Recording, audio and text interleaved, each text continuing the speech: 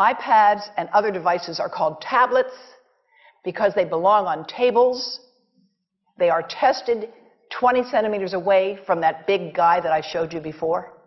20 centimeters away. They are not approved to be held in the laps of little children, although millions of kids are having them now in schools because the people involved in educational technology and those involved in public health research are not talking to one another. Because if they were, they would understand that you're giving children a two-way microwave radiating device, and if you must give them such a device for learning purposes, put it on airplane mode so that it's not sending and receiving signals as it does otherwise. Now, this is some new modeling, again, that we've developed with colleagues in Brazil, and we can share with you how we've done it. We first start out with the MRI and create the model with 1 millimeter voxels, and this is quite a bit of work goes into creating this, and here is what it looks like after a period of 6 minutes. And that's really not as bad as it might look because you see the red area only gets partway through the eye of the adult, right?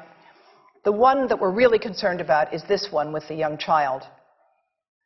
And this is a 3-year-old brain that we modeled. And you see that by the end of that 6-minute call, the peak radiation, yellow and red, is getting all the way into almost both eyes. And again, this is one call, and it's not going to kill anybody. It may not cause any biological effect whatsoever for 1 call or 2 calls or 3 calls. But the question is, what's the cumulative impact of this kind of exposure? How do we evaluate it? And I want to show you an example of some of the work that we are doing now that I'm releasing here for the first time. And this is a modeled microwave radiation dose of a 6-year-old with greater levels to the frontal and temporal lobes, eyes and cheek. And watch this here. Now, yellow, white, and red are the hottest, all right? And if you look carefully, you will see it's going into the eye, the nose. Do it again, just so you'll get to see it. And partly into the brainstem.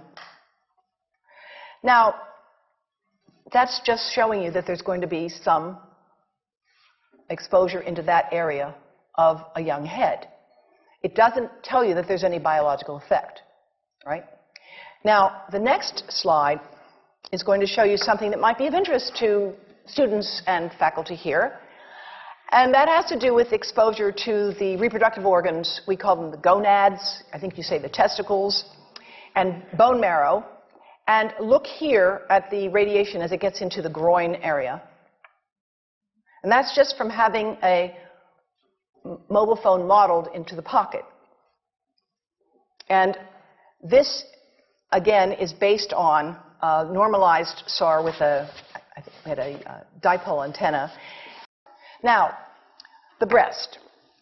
The breast is mostly fat, contains a lot of fluid.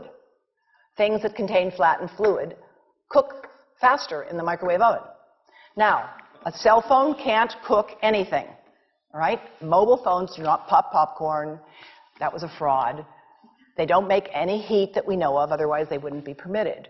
But they do go through things that contain fat and fluid. And we are now working at Environmental Health Trust with scientists at the University of California, San Francisco, scientists at formerly the president of the American Cancer Society of California, because we are seeing women who keep cell phones in their bras. Has anyone seen a woman put a cell phone in her bra? Hands up, please. Please tell them you've heard now why they shouldn't do that. And here I want to show you our first case report from 2009, and we now have many more. This was a Chinese-American woman who used her cell phone 4 hours a day in her bra for 10 years while she was driving. Now, and you drive with a phone on your body. The phone is smart. It's going to go from one tower to another, and it's going to say, here I am, where are you, here I am. And it's going to be going to max power each time it moves from one cell tower to another. And there it was right next to her chest. And the tumors that developed right under the antenna of the phone. unusual tumors.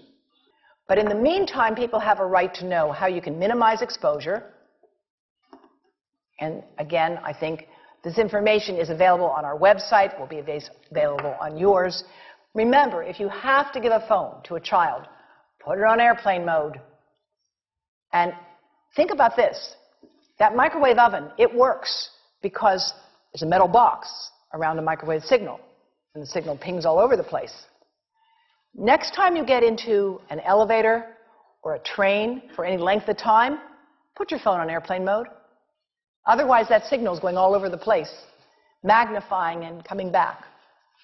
Keep the mobile phone away from you when it's on and you are asleep. Now, it takes a village to do a lot of things.